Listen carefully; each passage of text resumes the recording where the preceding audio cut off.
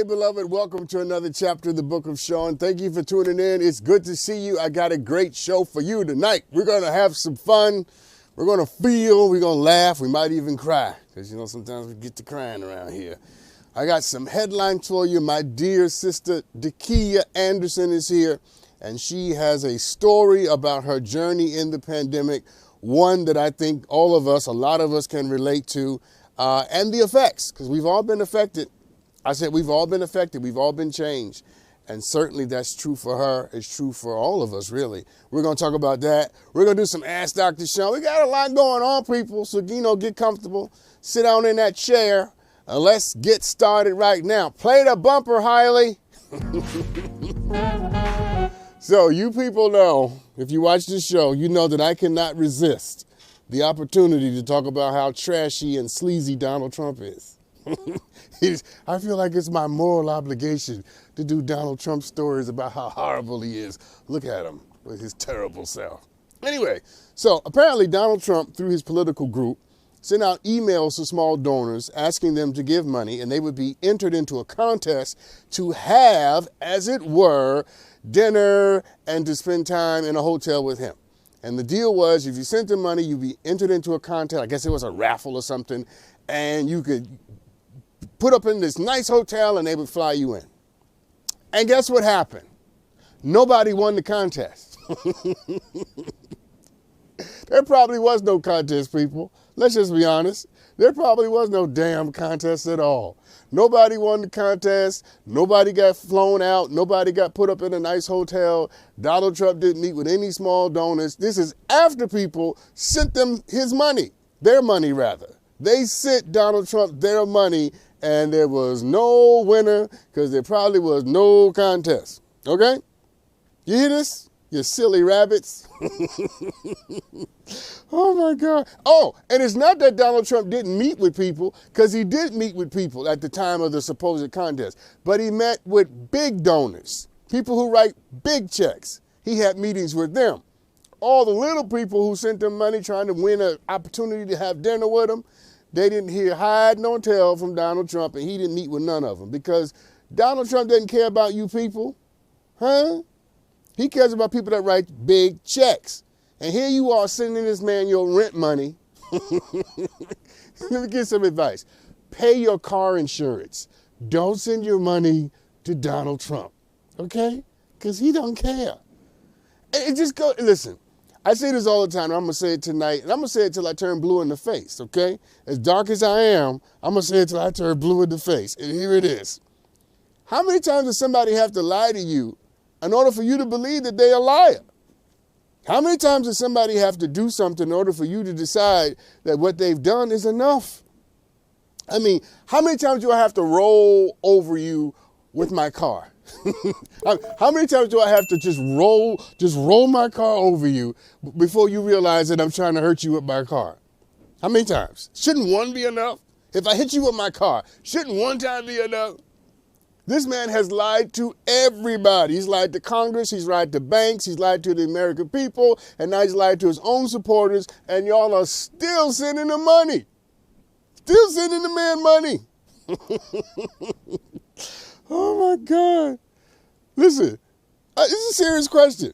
How many times does somebody have to disrespect you before you realize that you're being disrespected and it's time to walk away?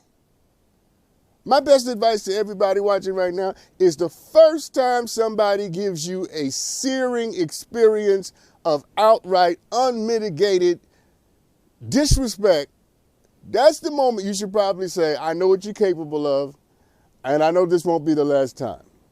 But there are far too many people watching tonight who are willing to accept somebody doing the same thing to them over and over and over again. And listen, we all make mistakes, right? I've made mistakes, you've made mistakes.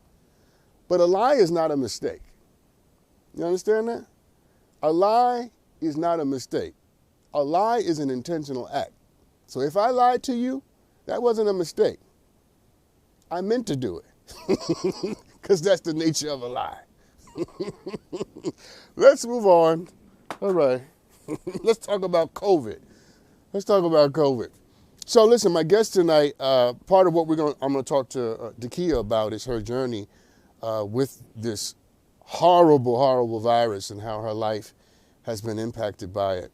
We'll get to that, but I found out over the weekend, and maybe you saw this wherever it was playing, that 6 million people have lost their lives to COVID worldwide.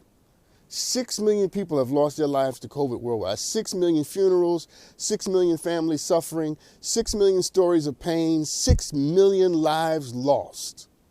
And as we start to kind of come out of this, although I just heard from my guest and from my sound engineer that there's a new breakout of COVID in China.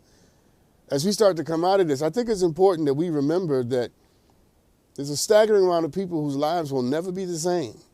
That after these 2.5, 3 years of dealing with this, their lives are fundamentally, existentially different. Hear me when I tell you this. See, when you come out of something and you don't talk about or deal with what you went through, that's how you end up with post-traumatic stress disorder. When you go through something, you have to process what you went through. You have to find a way to give it language and voice, to give it verbiage, syntax, and grammatical construction, because if you can reduce your pain down to words, then at least it becomes a manageable bite. And when you come out of something and you don't talk about it and you don't deal with it and you act like it never happened, you see, it's the unacknowledged thing that ruins us and destroys us. The stuff we don't talk about and don't deal with, that's the thing that ends up crushing us in the wee hours of the night when nobody's around and we're not even looking. You see, we have to talk about our experience. You hear what I'm saying to you? And everybody watching tonight, you, me, and my guest tonight, we have all had an experience with this thing called COVID. How much do you talk about it? We're so ready to go back to normal that we don't understand that there's something better than being normal. You don't know? Here's what it is. Being healed is better than being normal. That was for free.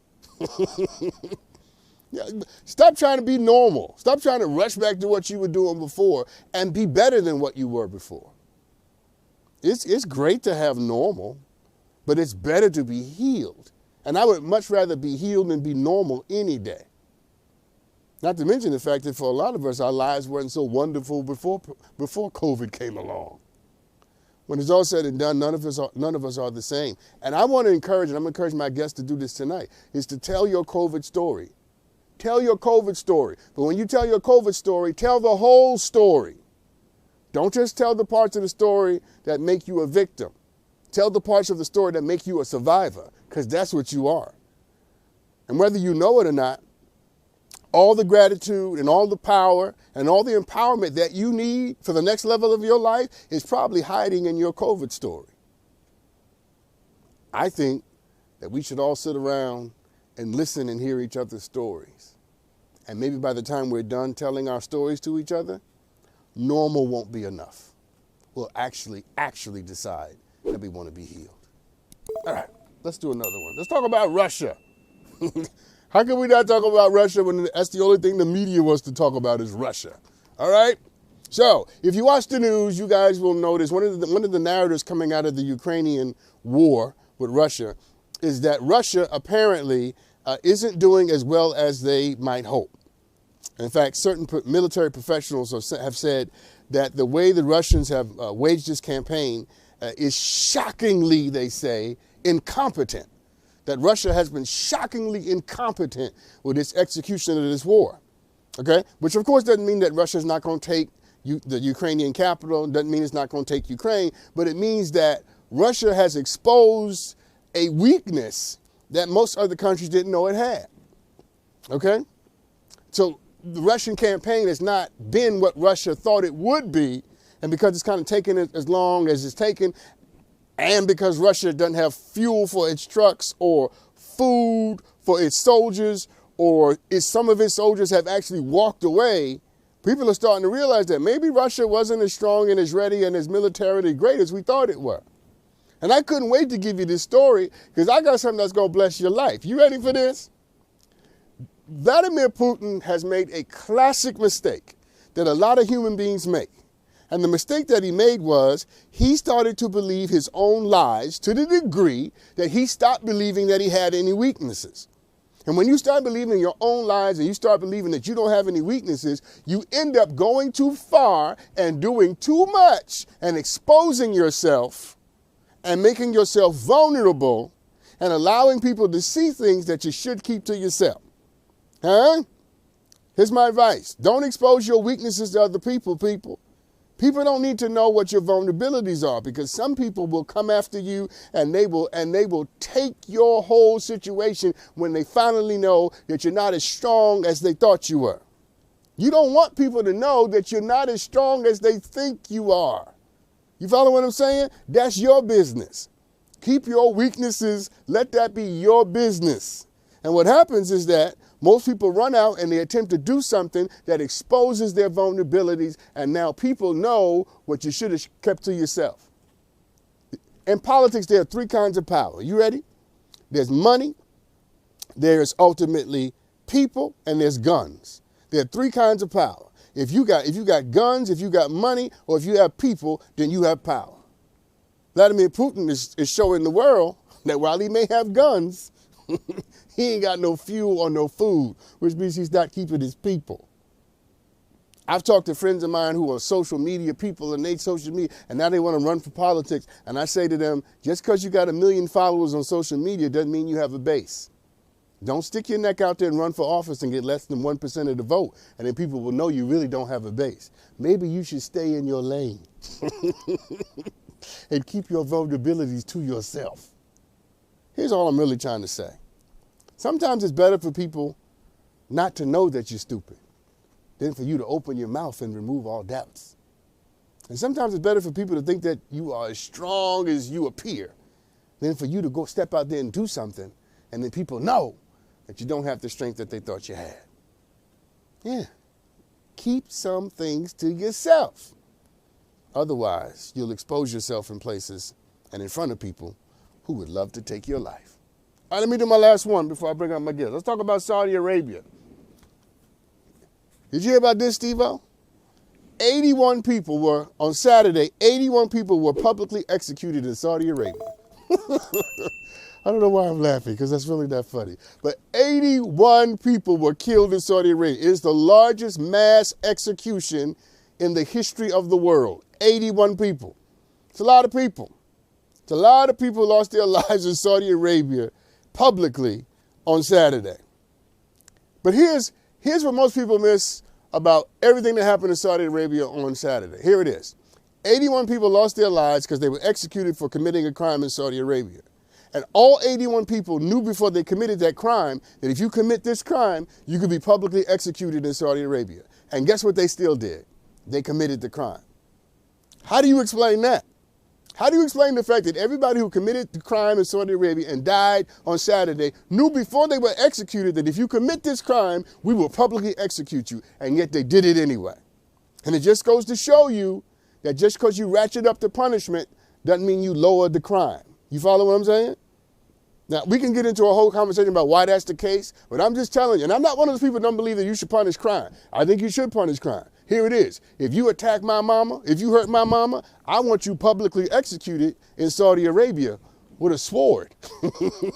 I'm all for executing people who hurt people that I care about. So I'm not one of those people who don't believe in punishment. I'm just saying just punishment alone apparently is not enough to keep people from committing crimes. Because all 81 people in Saudi Arabia knew if they committed this crime, they were going to get executed. And guess what they still did? They committed the crime. It just goes to show you that you can't just talk about punishment if you're not willing to also talk about poverty. Because most people who commit crimes because they're poor. This is the American experience.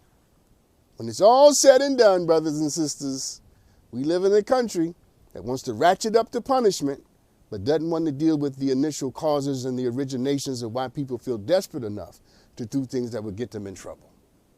And if you guys think killing 81 people is a lot of people to execute, well, you shouldn't rush so fast to judge Saudi Arabia, because in America, we average about 46 people a year that are executed, not publicly, but executed by the government of the United States through its various states. So Saudi Arabia is killing 81, we're killing 46. We're not Saudi Arabia, but we're not the Congo. And we're not, Angola. Both of which do not have killings by the government of its citizens. They do not believe in capital punishment. And yet we make fun of the Congo.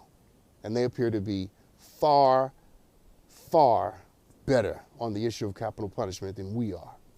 And we're supposed to be the enlightened Western world. Anyway, let's take a break. We'll be back with Takia Anderson. COVID. It's been a journey. We'll be right back. Welcome back, everybody. Listen, as I mentioned before we took our break, it is a melancholy truth that none of us can claim to be unaffected by the last 2.5, 3 years. The pandemic has been devastating on a multiplicity of levels, and all of us have the scars to prove it. My guest tonight is no different. She comes bearing the mark and the emblem of what she has survived. She carries a lot, and I think she has a lot to say. Welcome to the show tonight, Takia Anderson. Hey, Miss Takia. Hey, Dr. Shine. It's good to have you. Thank you for being on. I want to get right to it. Okay, tell everybody how you feel the pandemic has changed you. Well, I know the pandemic has taken its toll on me, and as the world is opening back up, I just kind of want to be able to reacclimate myself and get back out there and be social, and that's kind of where I'm falling short. I got it. So let's name it. Okay. Tell me specifically, because you intimated towards it, and so I'm just pulling it out more. So tell everybody specifically, in what ways have you been transformed by this? What's most fundamentally different now? I am way too comfortable and happy being home alone. I have a cat, so I've kind of turned into that cat lady. But I'm so happy. Like it's like my new normal, as everybody calls it. Yeah. Okay. For the sake of conversation and humor, when did you know that you had turned into this other person? When did this all begin? In 2020? Probably like midway through 2020, because when it first hit, I was like excited. I was like, oh, I needed this downtime. I need this break. I was excited. I started making workout videos on YouTube, and that soon fizzled out. And I was like, okay, I'm over it. Then it was like, it got more serious with the lockdown. And then I kind of just became comfortable. I was content being at home, like not going out. I mean, I would go on little random joy rides, but by myself. And yeah, I mean, I guess there are some silver linings to that, but yeah, I'm bored. Yeah, well, listen, we're the silver linings we'll deal with in a little while. Okay. But I guess what I'm trying to figure out is, was there a specific moment when you thought, this might be problematic? I want to say towards the end of last year. My birthday's in November. So around like right before my birthday, I was kind of like seeing everybody's out traveling, everybody's in Cabo. And I'm kind of thinking to myself, okay, Takia, it's time to like etch out there, do something about this. Maybe you're a little too comfortable. People are calling me to hang out and I'm kind of like, Yeah. So before the pandemic started, what were you like? I wouldn't say I was a social butterfly, but I was so comfortable being out and being social and just engaging with different people. People would invite me places and I would either say yes or no, but I didn't think twice about it. It was just, whether I was available or not. Yeah, now it's very easy for me to say no. So were you really social before? Like, how many times a week did you go out? Yeah, sure. I want to say at least 4 times a week I was going out. Okay.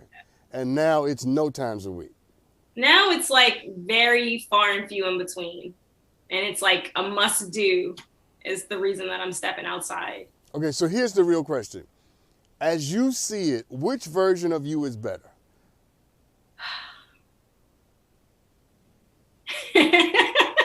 I love this version of me. I love how like low key I am. Like I'm totally okay with it. I don't really see a problem, but I know there's a problem, but I think it's amazing being in this space.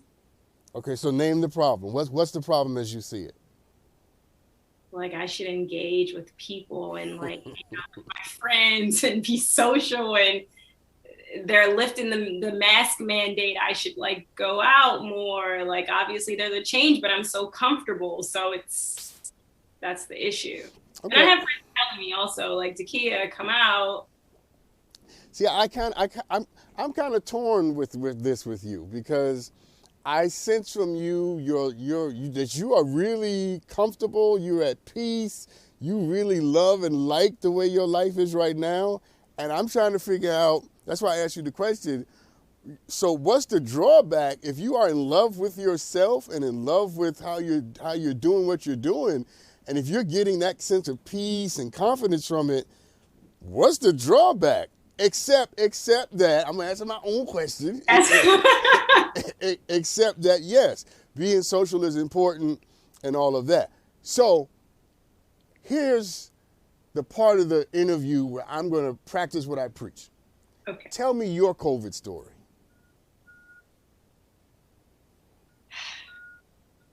It was hard for me in the beginning. Mm-hmm. I found ways to kind of like cope with it. I had friends struggling with it.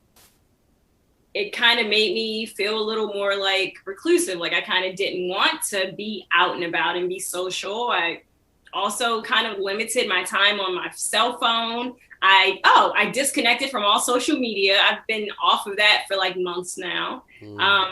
I'm just very in my own little pocket, and it's a little scary, but I love it. But if I'm being honest, in one regard, sometimes I feel alone. You know, it's just kind of me now and my cat. So I think that's the part that I'm battling with. That's the issue. That's the like reality of it. But there are silver linings. Like I'm more intentional with myself. I've learned so much about myself in this moment, right? And I think that's for me is a great space to be in also. No, it is. And whatever life uses to give us more information about ourselves is ultimately a blessing. And I do want you to have more than just a cat, right? Because you know you have a marvelous spirit. You present in a fantastic way.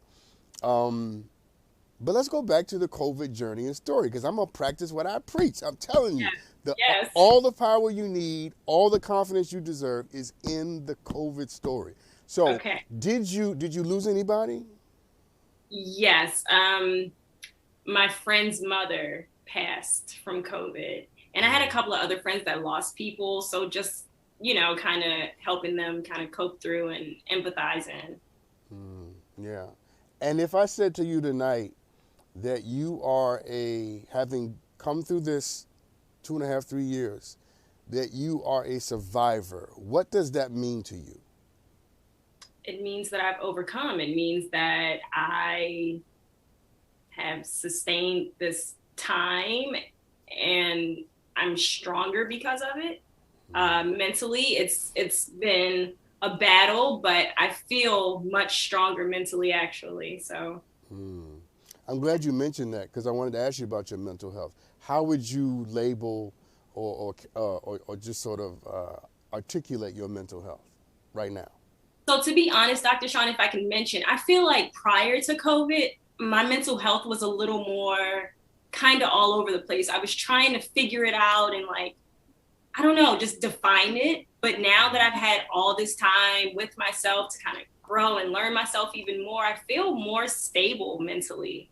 I feel like now I'm more intentional about the things that I do and what I want and what I don't want. And that kind of makes me feel powerful.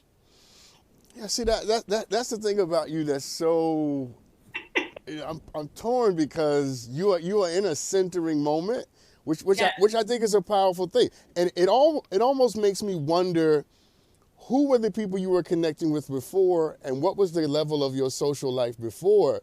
Because this might be a correction that was necessary.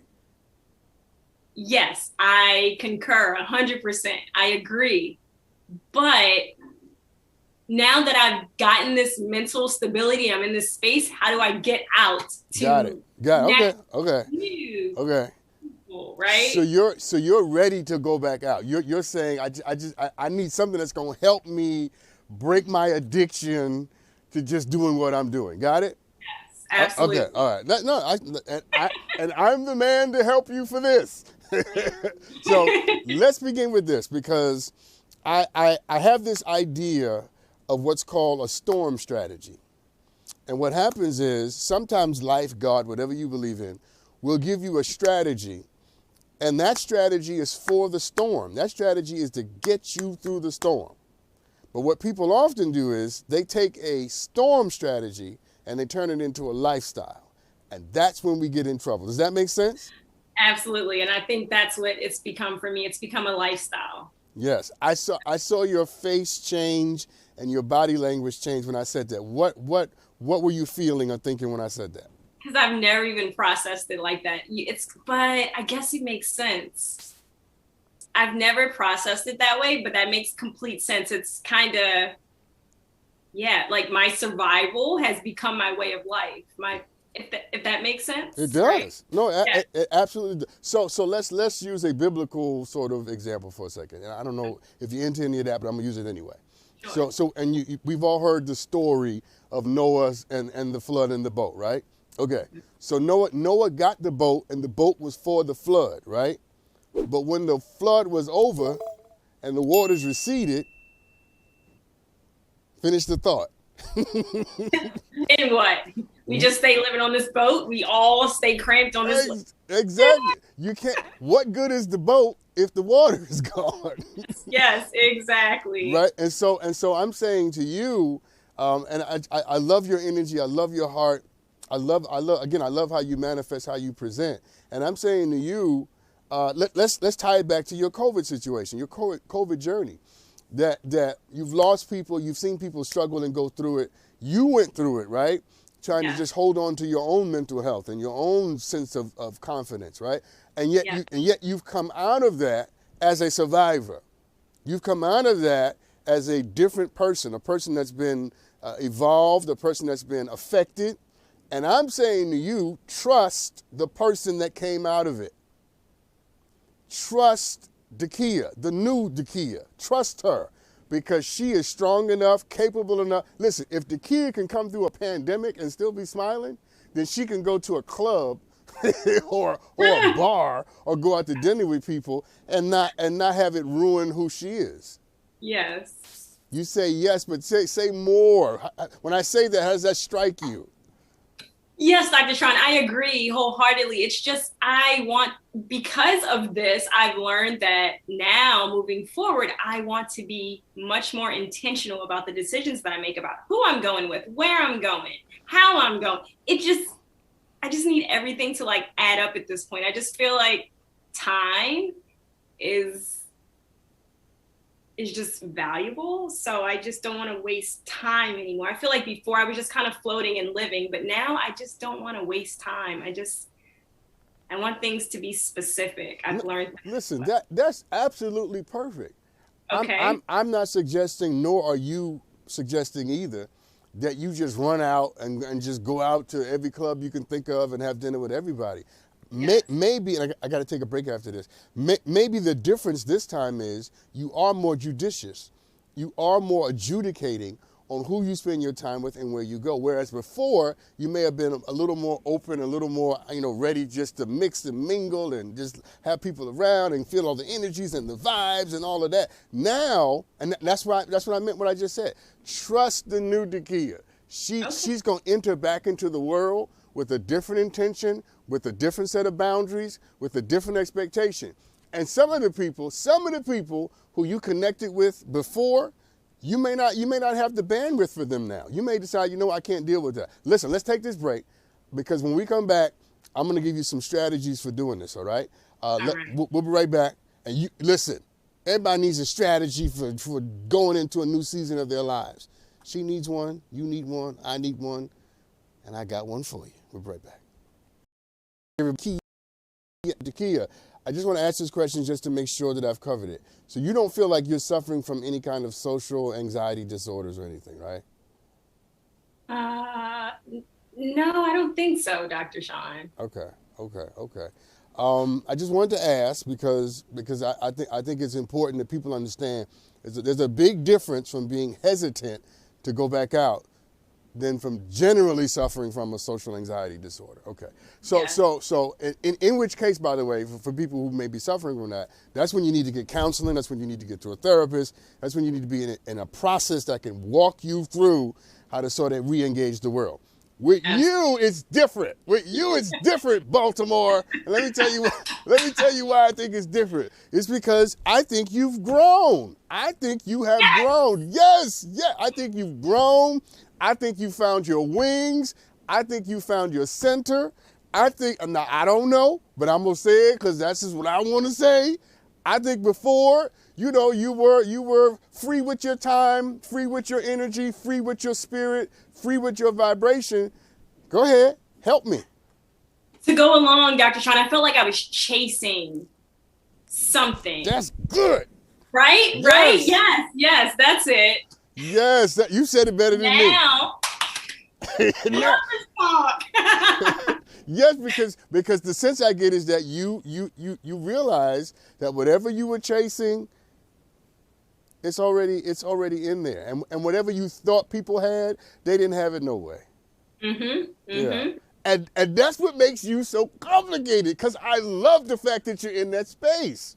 Yeah. I love the fact that you're in that space. But my word to you is this, is that when we get empowered, when we get edified, when we get transformed, we're not transformed so that we can just be to ourselves. We are to take the evidence of that transformation and be a witness to the world. Your job now is to be a witness. Ooh, that just got good. because you were before the person in need of something. But now you've been blessed. You are the blessing. And now your job is to go back out into the world and to say, look, let me show you what spending time with yourself, disengaging with social media, not chasing after everything you thought was going to be wonderful can do for you. If I said that to you, that this is your season for being a witness, what would you say to that? Thank you, because I needed to hear that. You're absolutely right. I don't know what that looks like just yet, but I do feel that also. So thank you. Well, I'll help you with that. It starts with one person. Just one person. It starts with one person once a week that you say, you know what? I want to connect with you just once a week. We do our lunch thing, our dinner thing, whoever it is, right?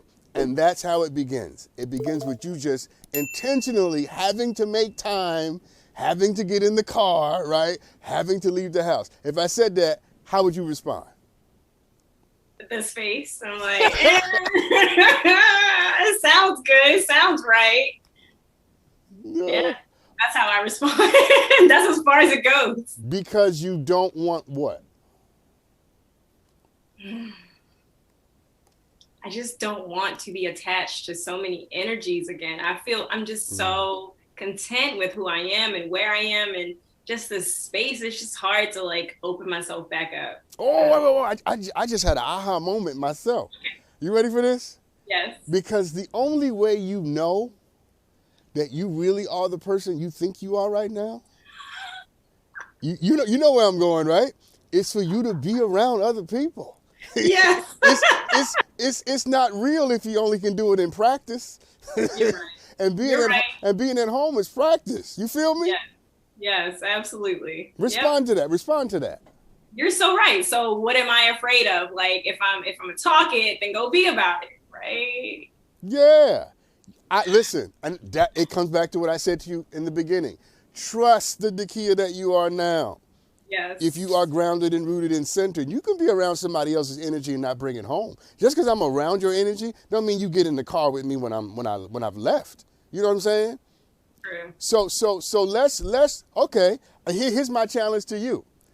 Let's prove that you are exactly who I think you are, and find that one person and start to connect with them.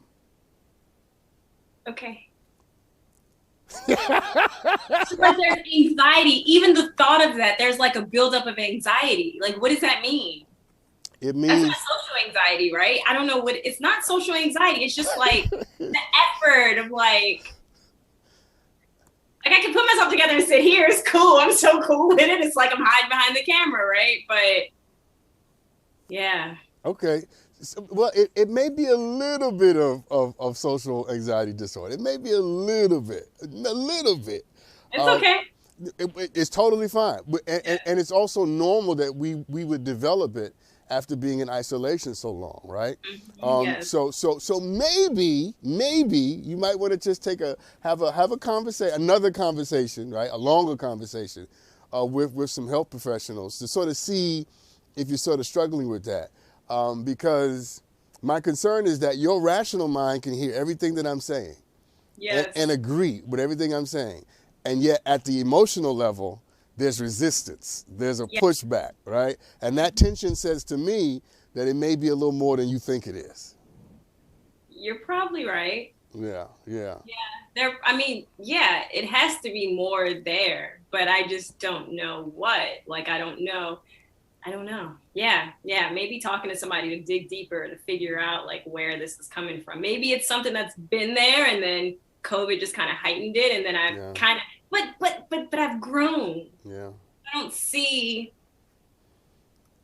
the dismay of it, I guess. I just see the growth and the values that have come from this, like the silver lining. So, yeah. Listen, it is not incompatible to think that you can grow and still need to heal at the same time. Yes. So yes or no? Are you afraid to be hurt? Yes. Yes. Yes or no? Are you insecure about who you might let in? Because of prior mistakes in the past, yes. With all kinds of relationships, yes. Mm-hmm. Yes or no? Yes or no? The last time you seriously let someone in, did it go well? No. No. Okay. See, that's a part of it. That's a part of it. I'm glad we got to that part. Me too. Thank you. Okay, you're right. Thank you. Yeah. As I say that, what's coming into your spirit? What are you thinking?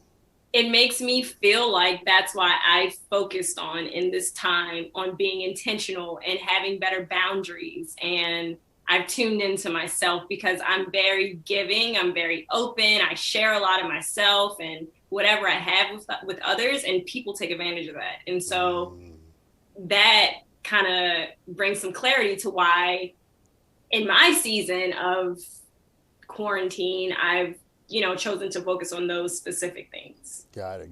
Listen, I got to take this break, and regrettably, I got to let you go. But before I do that, let me say this to you, okay? Yes. I totally feel what you're saying. I totally can relate and connect to once you've been through a difficult season and you pull away. It's like, oh, I don't know if I want to get back out there and do this again. Yes. But I need to say this to you. I need to say to you that you're going to be okay. And the mistakes that you made before all of this happened, I trust you, and I'm inviting you to trust yourself enough to know you won't make those same mistakes. And if you do, to believe that you've grown enough to recover in a way that you couldn't do before. Yes. Then not only are you wiser, but you're stronger. Yes. And I listen, my last word to you is I just don't want the world to be denied what I've experienced here tonight. And I don't want anybody who did something crazy in the past to ruin somebody else's blessing who's going to meet you in the future. Yes. Oh, I'm done. Thank you, Dr. Sean. That was amazing. That was a whole word. Thank you. Listen, I enjoy you. Come back and see me sometime, okay? Absolutely. Thank you so much for having me. My pleasure. Listen, everybody, we'll be right back with some Ask Dr. Sean right after this. Welcome back, everybody. I know you enjoyed listening to that conversation between Takia and I. It was a very interesting conversation, right? Because you begin to realize that sometimes what we do in the middle of a crisis is connected almost directly to what happened before the crisis, and how we come out. All of that is connected, right? We are not creatures who can sort of bifurcate and separate ourselves. We are past, present, and future, and we have to negotiate. We have to manage. We have to mitigate the intersection of those parts of who we are. She'll be all right, and you'll be all right too. Let's do some Ask Dr. Sean. So, you guys always send me great videos and great questions. Today is no different. Let's watch one. Hey, Dr. Sean. My name's Rico, and I'm from Atlanta, Georgia. And I need some advice. I just found out that my partner gave their ex a Valentine's gift because they have a child. Am I overreacting for being upset about that? Great question. Thank you, Rico, for the question. I would say yes and no. Okay, I would say yes and no, and not for the reasons that you think. All right, I would say I don't know how you reacted, so I don't know if you're overreacting. But I would say this: we put way too much energy in the notion of Valentine's Day. We give it way too much power. We give it way too much whatever it is. Okay, so anything related to Valentine's Day that's sort of making people upset and threatening people's relationships, that's problematic because we're empowering something that shouldn't have that much energy. Now, I do think that your partner giving the mother of his child a gift on a day that's supposedly dedicated to couples and relationships is problematic. Okay, you might need to understand what their thinking was. So why, out of all the days of the year that you might decide to give a gift, why was the gift given on this day? What was the intention? What were you trying to say? Okay? Because they may not be saying what you think they may be saying by giving the gift on Valentine's Day. But I do get the point that giving someone a gift on Valentine's Day sends a connotation, right? It does send a connotation. And you have every right to understand what the nature and the truth of that connotation is in this particular case. It's not something I would do. By no means. It's not something I would do. I would not give someone, if I was with someone, I would not give someone else a gift on Valentine's Day. The day after. The day before or something. All right? So I think you might want to just understand what the connotation was. And then I also think that when all this is over, both of you might want to devalue Valentine's Day. Like, don't let it have so much energy and power and control over your responses in your relationship. Because when you love somebody and you genuinely love them and you are everything that you hope to be to each other, one day does not define a relationship. One mistake should not be able to destroy it. The true depth of a relationship is whether or not that relationship can survive and overcome a multiplicity of storms and happinesses and all of that.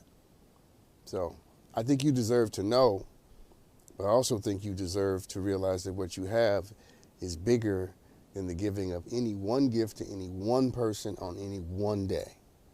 Find out the information, and once you know, then you can react. But until then, just, take a pause. Do I have time to do this one question? Let me do this real quick. My friends are thriving in their careers, but I am not. I want to be happy for them, but I'm having a difficult time because my life isn't turning out the way I had hoped it would. How can I clap for my friends and their successes when I am unhappy with my life? I'm glad I read this because this is quick and easy. All right. I've had to do this half my life. But a lot of my friends are more successful than me. They make more money than me, and they're more famous than me. Okay. I mean, they're really famous. If I said their names, you would know their names immediately. And I was always the person, who didn't have the fame and the money. And I've had to clap for them and celebrate them the whole way because I am an actual friend. I'm a real friend. You get that? I'm a real friend. I'm not with you to get something from you. I'm not with you to get some of your light or your shine. I want you to win. And when you win, I'm happy for you to win. I don't need to be a part of your victory. I have a friend in my life, and I'll take this break. I had a friend in my life who invited me to a big moment, like this Grammy Oscar thing, big moment. And I said to them, I'm not in your life for the celebration. I came into your life to get you through the storm. Take somebody else to the Oscars. Take somebody else to the Grammys. I don't want to go. See, that's what it means to be connected to someone because you're connected to them, not the benefits associated with being with them. And just because you're mad about how your life is going, because I've been there myself, doesn't mean that you shouldn't be able to be a friend. And here's the last thing I'm going to say to this. Sometimes when you start clapping for other people and when you start celebrating other people, the universe begins to recognize that you're ready to be blessed because it's in your maturity to celebrate other people that you signal to everybody that you've grown. And sometimes the blessing and the opportunities don't show up until you become a better person. Let's take a break. We'll be right back. That last question was an interesting question. And you think about not being able to clap for other people because you feel like your life is not what you want it to be. A lot of people find themselves there, right? But that's what being mature and being grounded and being bigger is really all about. And so, yeah, I know that feeling. All right, let's do some Ask Dr. Sean. Let's watch another video. Send in a video. Play the video. Hi, Dr. Sean. My name is Kenzie, and I am from the Hampton Roads, Virginia area. I am currently a teacher. Teaching was my first job out of college. I've been doing it for 3 years. And with the pandemic, it's very mentally exhausting and draining. And I'm looking to transition into a role where I can do more writing, use my creative abilities. And I was wondering if you had any advice for me on changing careers as a young adult. I appreciate any advice you can offer me. Bye. Thank you for that.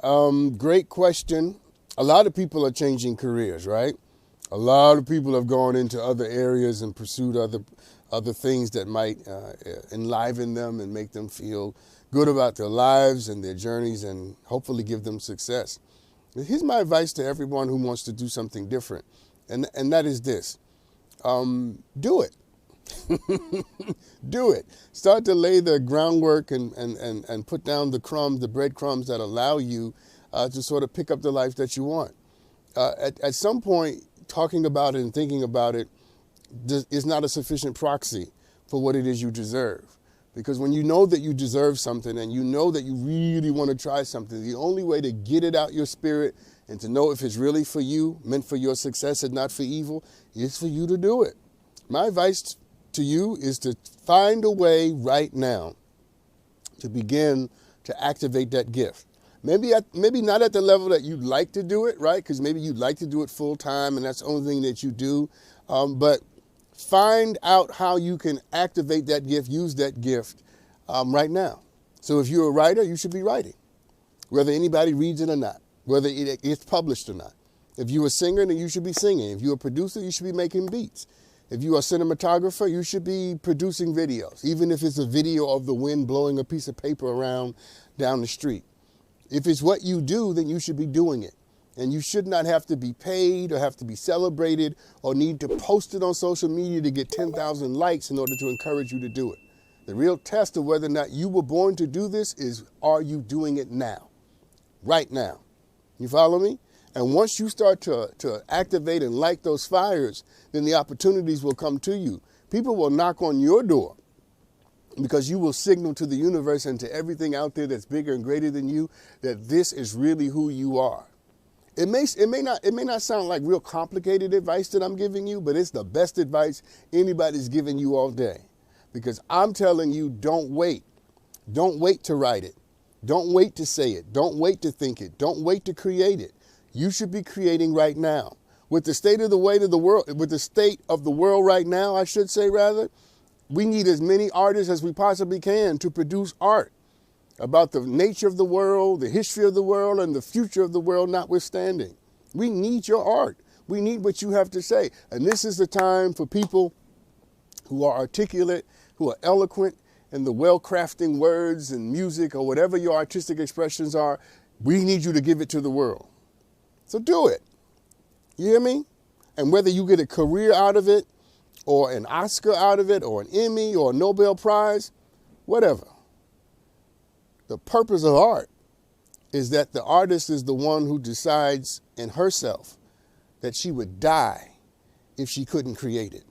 And if that's who you are, then we need you to get to the business of creation. And then you will know. And then you will know. I said, and then you will know whether or not this is for you. But I wish you well. So good luck on that. Somebody emailed me a final question. Here it is. I've been in a relationship with my boyfriend for 3 years, and he has become physically abusive. I'm ready to put myself first and leave him, but I don't think I will be able to forgive him. How do I forgive someone who has hurt me, and should I? Wow. I'm sorry. First of all, I'm very sorry that you've had to go through that experience with someone. Abuse of any kind is deplorable, and certainly of the physical kind is detrimental to every part of who you are. You deserve better, and I'm glad that you're starting to see and to realize that you deserve better. And so I celebrate your courage and the ascension of your bravery with that. But can I push you just a little bit in the couple of minutes that I have left? if you're just now starting to understand that you deserve better, and if the relationship is turning into physical abuse, why are you rushing to forgiveness so quickly? Why are you rushing to forgiveness so quickly? I'll say it again. What is it about the relationship and maybe the abuse that has you rushing to forgive someone so quickly? Sit in your story a little while and get your healing that you deserve. Facilitate the accountability that you absolutely are in complete and total deserving of. Don't rush to forgiveness. He should not be the focus of your thoughts and your understandings right now. Focus on you. Forgiving him comes after the fact. You save your life. Put your mask on yourself, they say on airplanes. And then you worry about the person sitting next to you. Put your oxygen mask on yourself and you get out of that as soon as you possibly can. Forgiving him, talk to God about that. We'll see what happens. Thank you for tuning in, everybody. Thank you, Takia. Y'all be great. Y'all be good to each other. And remember, I love you.